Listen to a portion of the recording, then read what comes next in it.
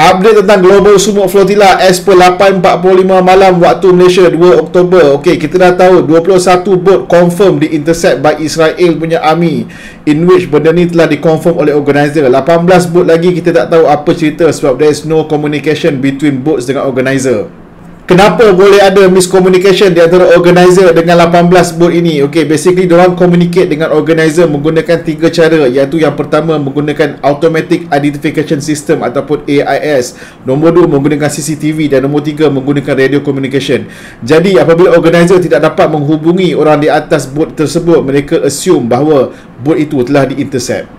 Kapal yang bernama Marinette sahaja masih berkomunikasi dengan organizer, tetapi highly likely kapal ini juga akan di-intercept setibanya mereka berhampiran dengan kawasan Gaza.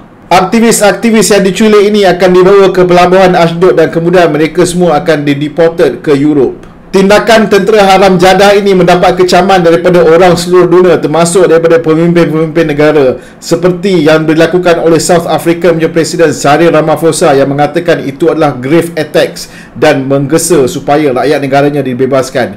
Turki pula mengatakan bahawa ini merupakan attack ke atas civilians, dan PMX Malaysia Anwar Ibrahim condemn the detention of Malaysian punya citizens. Selain itu, protes juga muncul di banyak negara seperti di Itali, Colombia, Greece, Ireland dan juga Turki.